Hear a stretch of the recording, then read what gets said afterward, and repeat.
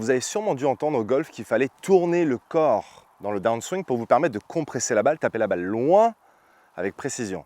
En fait, non, pas vraiment. Il y a une étape incontournable qu'on oublie systématiquement dans le downswing lorsqu'on pense à tourner. Et je vais vous expliquer exactement ce qui est cette étape dans la première partie de cette vidéo. Et ensuite, dans la deuxième partie de la vidéo, je vais vous montrer un exercice extrêmement simple que d'ailleurs, vous allez pouvoir même faire de chez vous pour que vous compreniez exactement la bonne séquence dans le downswing qui vous permettra d'améliorer votre régularité avec les fers. Ce qu'on veut impérativement faire au moment de l'impact, quand on parle de compresser la balle correctement avec le fer et la balle, c'est qu'on veut créer une bonne relation entre la tête de club, la balle et le sol. Si on arrive à créer cette bonne relation entre les trois, donc tête de club, balle, sol, cela va nous permettre d'améliorer nos contacts de balle, régularité, contrôler les profondeurs également, parce que c'est quoi l'une des grosses problématiques lorsqu'on a un manque de régularité au niveau du contact de balle? C'est que lorsqu'on peut cueillir ou gratter, on va perdre beaucoup en distance et donc on va avoir l'incapacité à contrôler les profondeurs.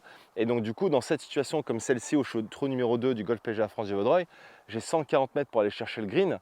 Il suffit que je gratte de 2 cm pour louper en fait ce green et atterrir dans le bunker. Et donc souvent, ce loupé peut arriver justement parce qu'on arrive au sommet du backswing et on a tous entendu, lorsque j'arrive ici, là il faut que je tourne le corps. À partir du moment où j'ai fini mon backswing, là il faut que je tourne le corps dans l'autre sens. Et en fait non, pas du tout. Et je vais vous expliquer pourquoi. En fait, ce qui se passe quand vous arrivez au sommet de votre backswing et vous pensez uniquement à tourner le corps d'ici, qu'est-ce qui se passe? C'est ça. Vous faites ce mouvement-là, vous voyez? Donc si je me mets de profil par rapport à la caméra, j'arrive au sommet de mon backswing. Allez, Lewis, tourne le corps. J'ai tourné, je suis pas bien là? Regardez, les hanches sont pas mal, d'accord? Donc je suis assez ouvert par rapport à la ligne de jeu.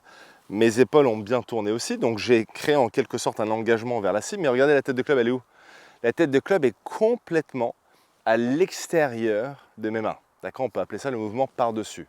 Donc ça va causer un chemin de club extérieur-intérieur. Ça va créer un manque de régularité au niveau du contact de balle, mais également créer de la dispersion. La balle, on va la perdre plutôt sur la droite. Donc ça, c'est assez dangereux. Une autre chose qui peut arriver lorsqu'on a un manque de régularité au niveau du contact de balle, c'est qu'on peut avoir tendance à cueillir. C'est-à-dire qu'on entend, tiens, il faut que tu tournes. Oui, regarde, là je tourne là. Là je tourne là, non? Je tourne, ouais, mais le problème c'est que puisque vous tournez, mais vous restez en quelque sorte sur la jambe arrière, là le club, il n'a aucune option que de cueillir, vous voyez, dans cette sensation-là.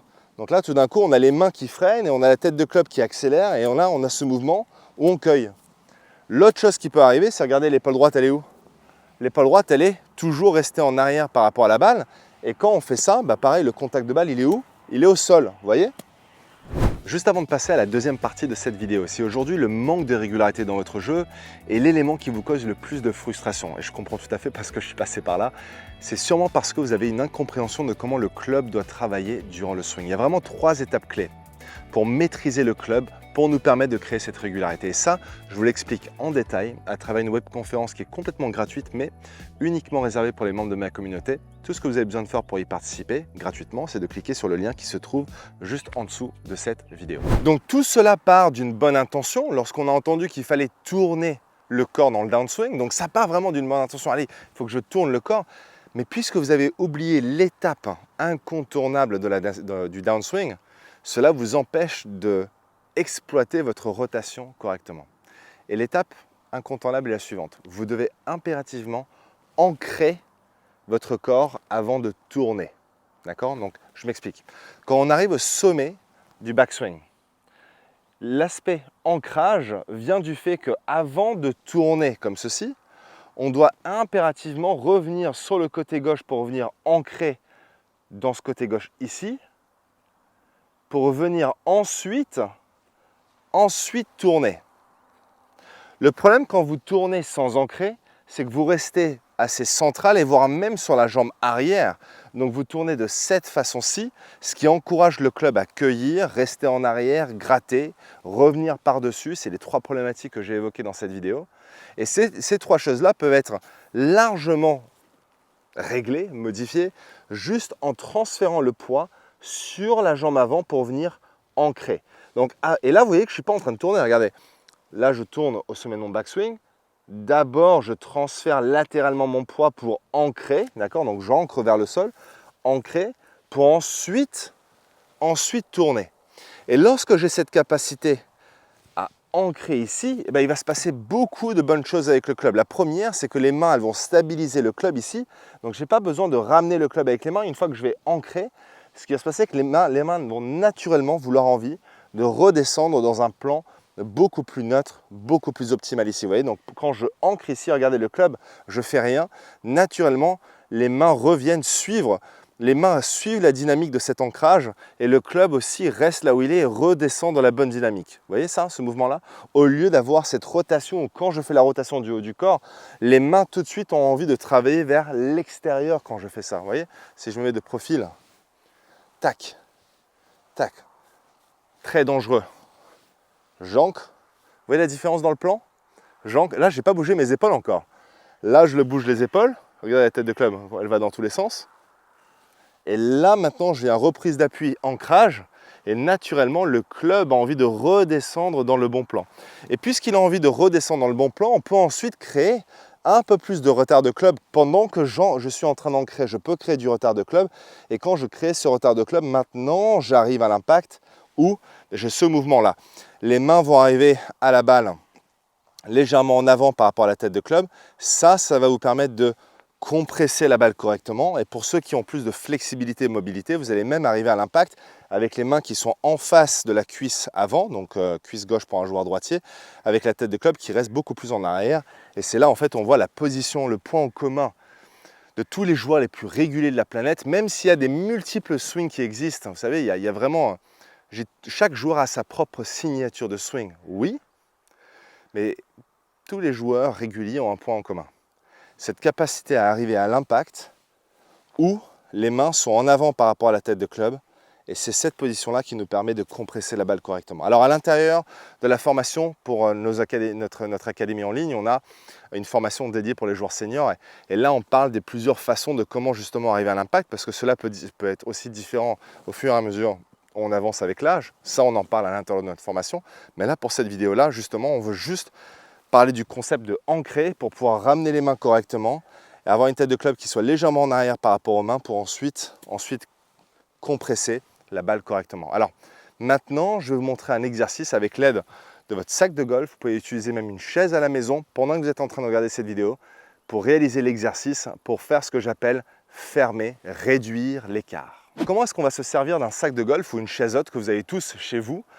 Peut-être mettez sur pause cette vidéo, allez chercher votre chaise haute et faites l'exercice avec moi. Vous allez voir, c'est extrêmement utile.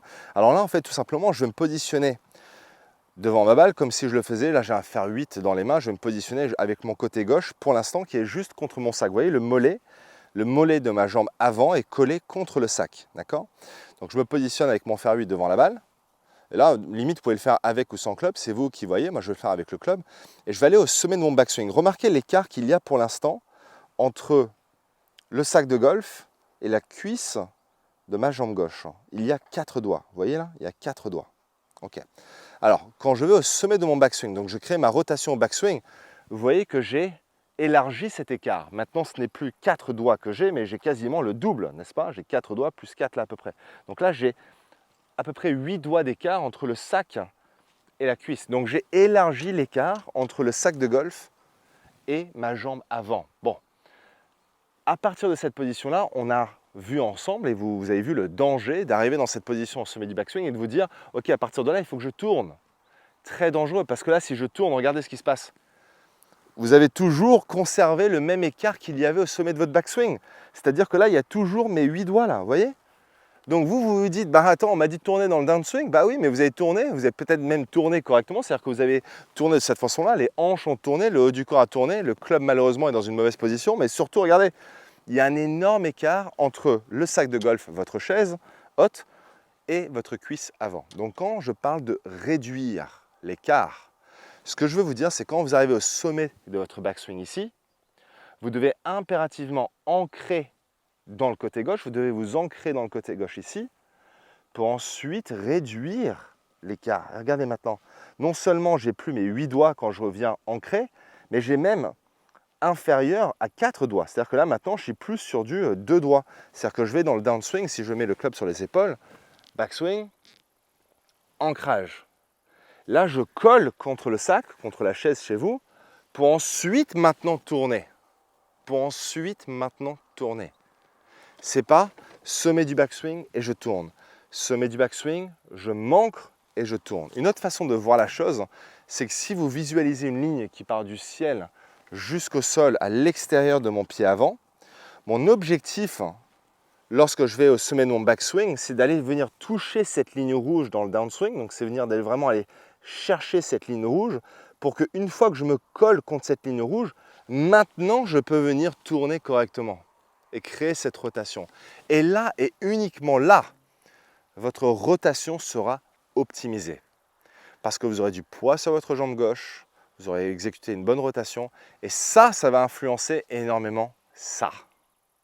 D'accord? Votre façon de utiliser votre corps dans le downswing va influencer la dynamique du club, comment le club va revenir sur la balle pour vous permettre de compresser la balle. Allez, on essaie avec la balle. Donc là, ce que je peux faire juste avant de taper, c'est que je peux répéter quelques mouvements, juste backswing, hop, je viens coller. Allez, je viens coller la ligne rouge. Ok, je monte un peu plus haut, je viens coller la ligne rouge, et là, je peux tourner. Ok, voilà, cette sensation de vraiment j'y vais, je colle la ligne rouge. Je visualise cette ligne rouge à l'extérieur de mon pied avant. Trou numéro 2 ici au Golf Plégia France du Vaudreuil, je viens coller la ligne et ensuite je tourne. C'est parti. Et celle-là, les amis, elle est touchée absolument bijou. Touchée bijou. Je vous encourage vraiment à réaliser l'exercice du sac de golf ou votre chaise de chez vous. Vous allez sentir immédiatement la différence entre ancrer et tourner plutôt que de juste tourner. Si vous arrivez à faire ça, croyez-moi, votre régularité va s'améliorer de façon considérable.